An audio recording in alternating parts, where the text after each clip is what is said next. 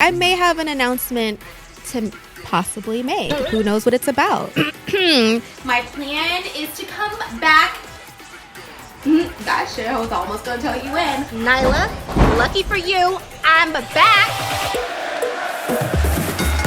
What's up, everybody? Welcome to Ring the Bell. My name is Joey. I am your dad, Plaid Demigod. The interdimensional Shiro, Moxie, Molly, and Joey. I don't know about you, but I'm pretty pumped for this week. So is DS, and we'll get to that later. Girl, hi, but we'll get to that later. Yes. We got to talk a little bit about some NXT first, because NXT started off with a bang this week because it was supposed to be a tag team match with Candice Lerae teaming up with Dakota Kai to take on the women's champion Io Shirai and Tegan Nox, but then it was just a fight.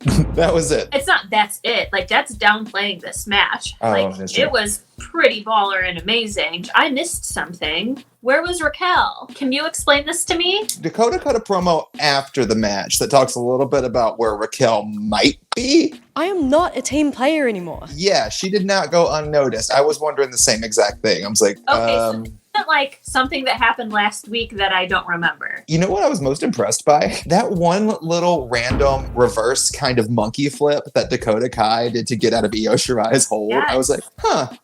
Okay. And this was more towards the end when Dakota Kai was in the Tree of Woe and Io Shirai stomped down on her. Like, I've seen that done before, and it's never, ever made me feel pain the way this did. I yelled at the top of my lungs, "Oh, you can bleep it out if you need to." My body went like this, and I was like, oh God, like, that's gonna hurt. I'm sure she's sore this morning. Hey, I mean, you can say because Adam Cole was saying it on NXT this week, so. That's true. Dakota Kai is great at selling as it is, but like after that happened and then like they get a close-up of her face was like, and in my head I was like, that's not faking. That's like a real genuine pain right there. Oh my God. I loved all the action we got to see, but I have one complaint, and it's across the entire Wednesday night TV realm. I'm so tired of split screens in the middle of matches. It's getting a little old. Yeah, and I know this sounds really awful, but it just shows you how great my attention span is. When there's a split screen and there's a really awesome commercial, I'm lost. I'm watching the commercial. Especially if it's like one of those Geico bangers. Like, the thing that kind of got me a little confused, and it led into the promo that we talked about with Raquel, was at the very end, Io went out and took out Dakota on the outside with that dive. Tegan hit the shiniest wizard. Io hit the moonsault for the win. But they sold it like Dakota abandoned Candice, and it didn't really seem that way on TV. They actually said that on commentary, like, yeah. Dakota abandoning Candice, don't know what that's about. And I was like, neither do I. I really don't know where you're getting this from. Because she took a straight back bump with that low dive. Like, Io just flapjacked her on the outside. There's no reason that she shouldn't be down. And Tegan Nox did the shiniest wizard kind of behind the ref. When you know psychology, a thing a heel does behind the ref's back. I'm like, oh Right. Gosh, is this Tegan Nox turning heel? No, I don't think so. Only time will tell. I mean, they kind of put it on commentary, like, it made a little sense because Just basically getting back at her. Dakota's really put Tegan through hell, as so has Candice LeRae. So those two really just being like, you know what, screw these guys, kick to the face. That makes sense to me. That's justifiable. And before we move on from this, I do want to say justifiable. Like, I like that word you just said. Tegan didn't underwhelm me this week. Me as either. Well as Candice LeRae. Like, both those girls, I don't know if they were just like thirsty or they were like in their element or they really liked their match and what they were doing or something. But I was just like, this is what we've been waiting for from you two. Or like, good. is it the fact that after all of these weeks of having no direction and no character build, even some case months with both of these two, they've finally given them a clear hatred and storyline towards some people, and they can capitalize on it for the first time. Almost like having a legitimate storyline makes wrestling better. Fake news. We're not done with Dakota Kai just yet, because we got a backstage promo with her talking about how she wants to come for Io Shirai And it made sense because she kept saying, I've been trying to be number one contender forever. I did battle royals, tag team matches, and fatal four ways, everything you can think of, except have a one-on-one number one contenders match, which is all true. And then she said that she's no longer a team player, which alluded to the fact is why Raquel Gonzalez is just bye. They could have had a really awesome build up to that and like done something. But I mean, I just figured this is 2020. She might have been exposed to COVID. And this is how they're easily rushing over it. I would have loved to see a fallout between those two. And maybe it's coming. Maybe there's some way they're going to work it in and that's the new storyline. Who knows? But this promo seemed like it's set up for Rhea Ripley. Because this is my new bleach blonde hair! Right? Oh my God. That's what I say. I was going to say, hi, girl, with your new bleach blonde hair and your perfectly matching Australian accent. Okay.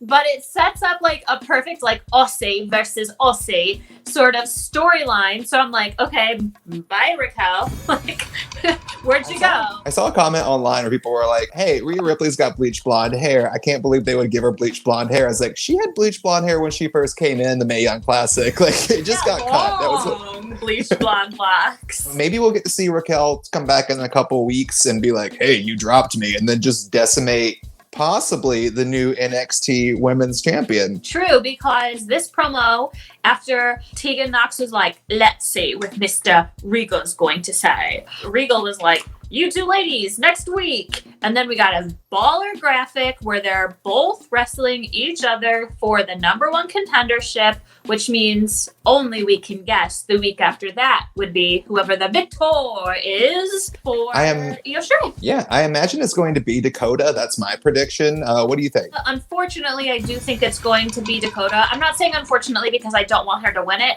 I'm saying it's like they built Rhea Ripley and then like suddenly...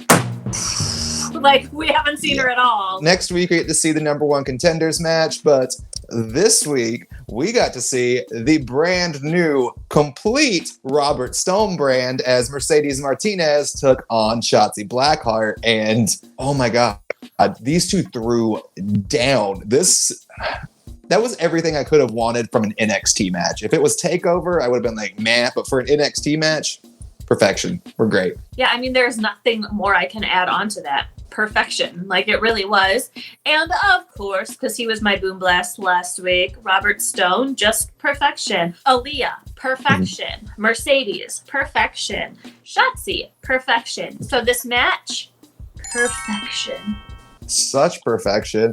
And there was a fan, Basic Otter, on Twitter pointed out that Aaliyah's gear was basically Tori's gear from WWE WrestleMania 2000, the old N64 game. Okay. I don't have any problem with that. What I dug even more was that damn release German off the top rope. My gosh. Yes. My God. She folded in half, like Sasha Banks style accordion, flapjacked over. I get so scared for Shotzi in the ring sometimes. There's nothing I can add to that. Like, you're saying everything. Like, I'm just like, what's wrong with you? Why would you let yourself do that? I like Mercedes' new finisher that she's doing. Is it basically the Celtic Cross thing that Sheamus was doing, or am I wrong? I'm one of Sheamus's biggest fans. It didn't ring that bell. But now that you're saying it, I think it basically kind of is. Yeah, because I was trying to compare it to something, and the only thing I could think of was like a backpack sidewalk slam to describe it. And yeah, but it was really good. It's really effective. I love Mercedes on the Robert Stone brand, and I love that his graphic is in her entrance now. Yes, I love it. In like any other company or business, that's how you build a brand. So I like it because like they're really branding it. Well, that's what happened on NXT this week. We get to see Dakota and Rhea as the number one contender next week. Are you excited for that match? I would say so.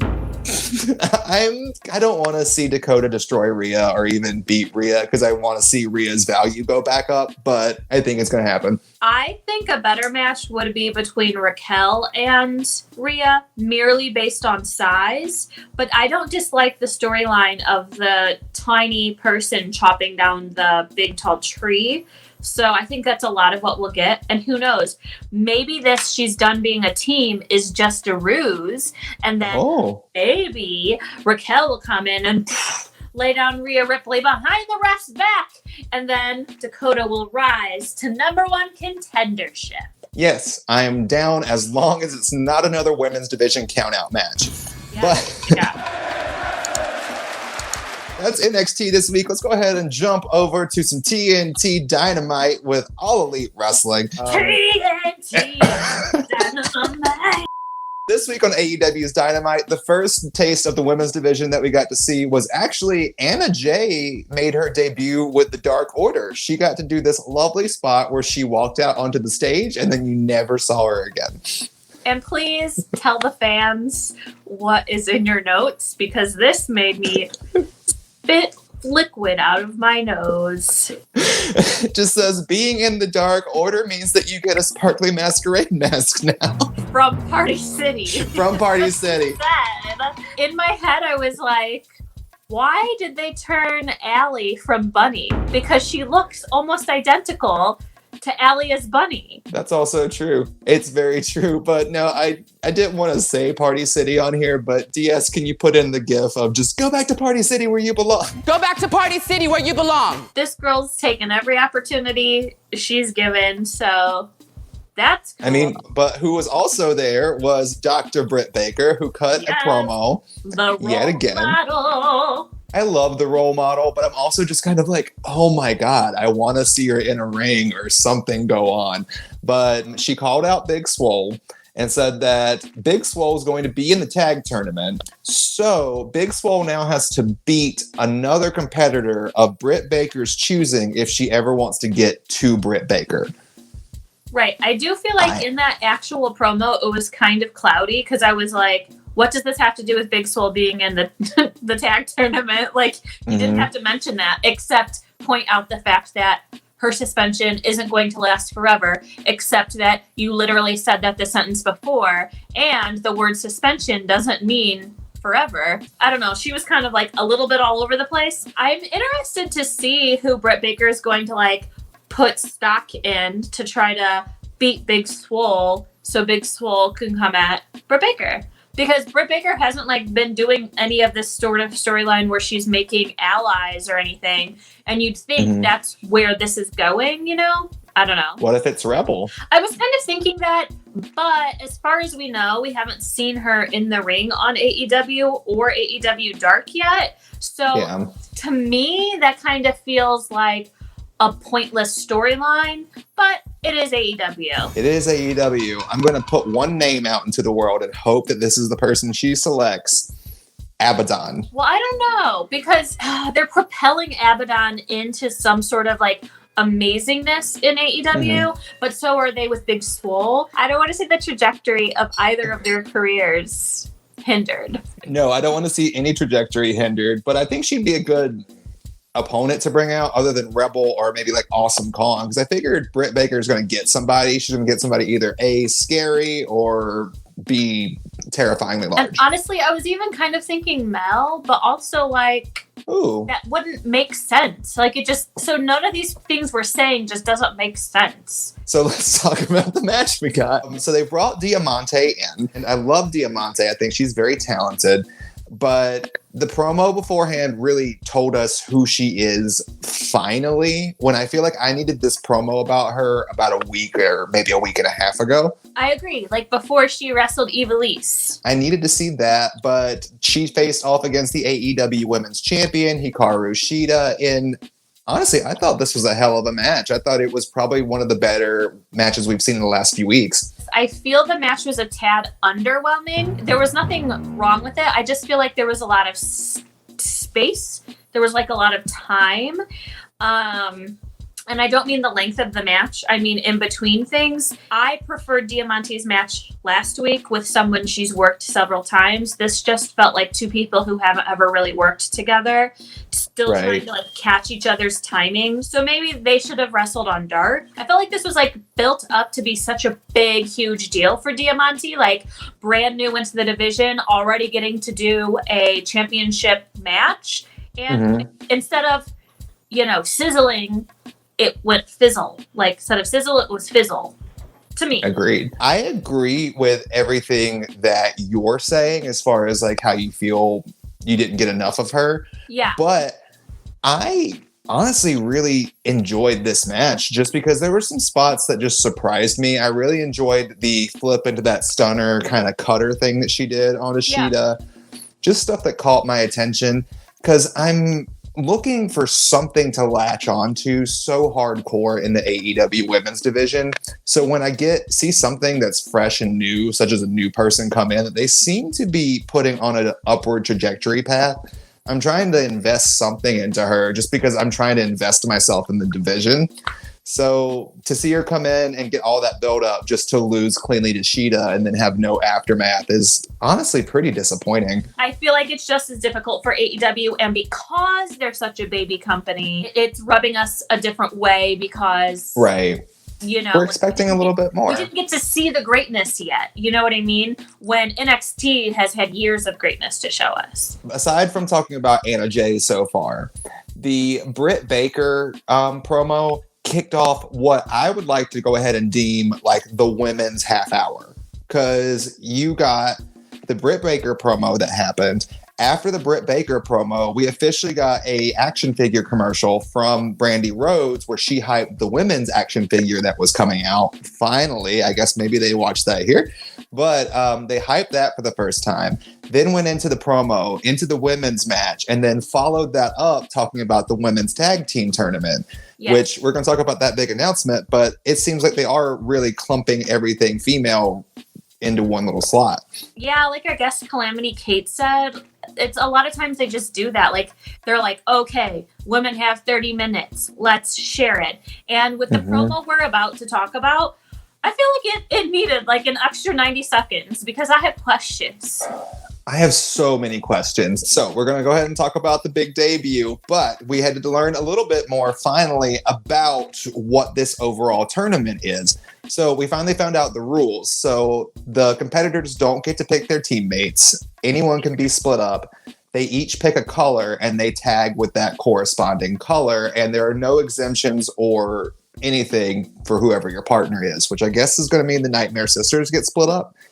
Unless somehow they both pick the same color. I mean, hopefully they do. If Brandy doesn't, that means she's not running her own company in her own way. So we got to see Vicky and Nyla talking to the backstage correspondent about who the partner was going to be. Nyla looking fierce. Yes, girl. Yes. Play, and she drew purple, and then she got a purple greeting by somebody who looked just as fierce because Ariane Andrew, aka Funkadactyl Cameron, Girl Bye, is officially.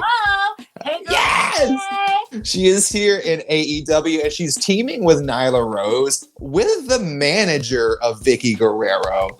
So I want to go ahead and talk about why I'm excited about this like little trio, because we already said Nyla's got a personality.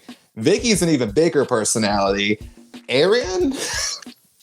Hey, girl. Ariane, hey. This could either be the greatest or the worst thing ever as far as the team goes. Ariane being there, best thing. Love her being there. I'm so excited to see her. Yeah. One thing we need to point out is we were going to see Ariane like debut coming back to wrestling at Effie's Big Gay Brunch, which got canceled due to COVID at WrestleMania weekend. So she's just kind of been training her little butt off this whole time. And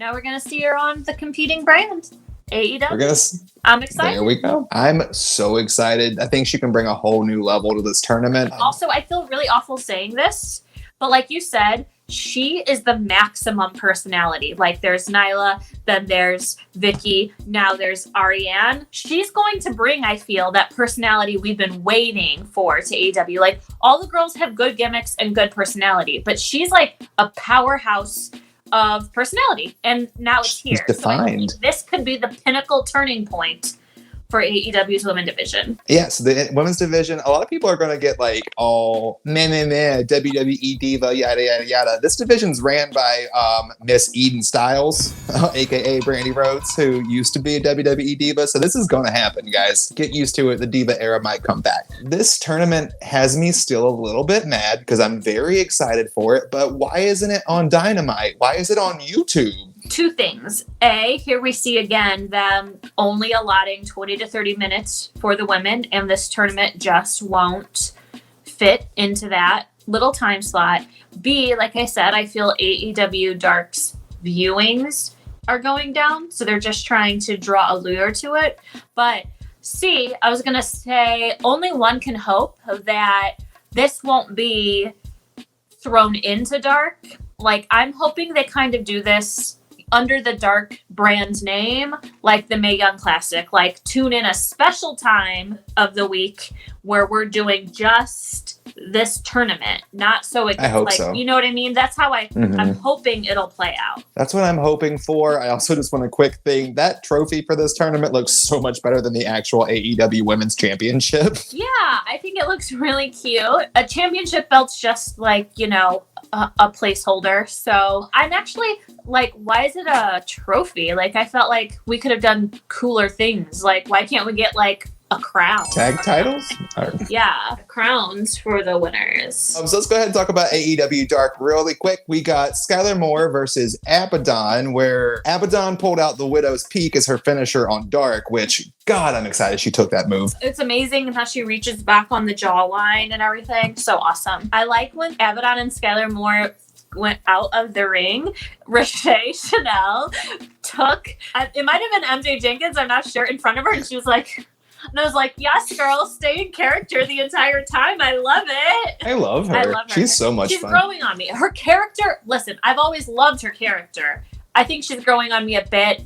Do I want to see more awesomeness in the ring? Yeah, but she also hasn't had a statement match yet to show that. She's just kind of been like, I'm here to get squashed. Like, yeah, which, I mean, hey, make that check, girl. Take that money. Right, get your money. And the second match was the super bad girl Penelope Ford going up against Kenzie Page. Commentary was singing the Fresh Prince theme song for a majority of the match. So disrespectful. Commentary was so disrespectful during this match.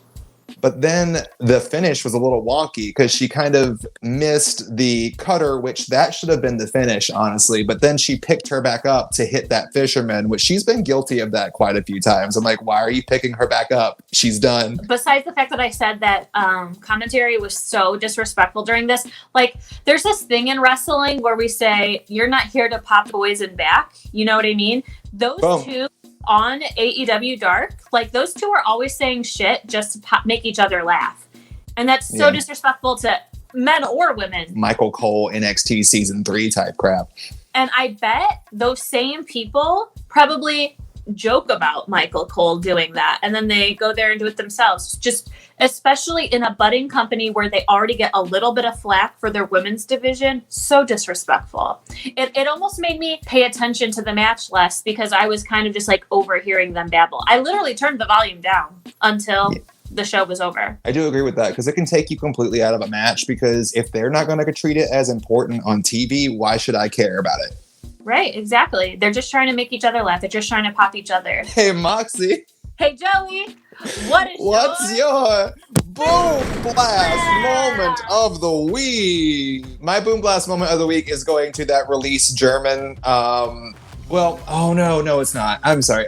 Okay, I've got two boom blast moments. I can't. So that release German that broke Shotzi Blackheart in half and the debut of Ariane in AEW. That was my boom blast. Sorry. It'll be a double boom blast. Boom, boom, boom. Hey, girl, hey. Not girl, bye. In AEW. I only want the best for her. You know how you just said maybe a bit of the Divas, era is coming to AEW? If that is where they're trying to go, she is going to start that movement. I'm so excied. Hey, Moxie. Hey, Joey. Where can people find you? You can find me all across social media at Joey_Mayberry. You can also check out my YouTube channel on my weekly show, Tops and Bottoms. You can find me across all social media platforms at that's THEE, Moxie Molly. If you like what you see here and you want to become a fan, don't forget to literally ring the bell below and subscribe to our channel. Don't forget we have a Patreon. We have a really cool Teespring. All the information sprinkled down below. Yes, and if you like Ariane, be sure to check out the exclusive Ring the Bell interview that's on our channel. She's on here. Check her out. And until then, everyone, I want to leave everyone with a very special message. Wear a damn mask. Thank you. Wash your hands. Yes. Love you all. See you next week. Bye. Bye.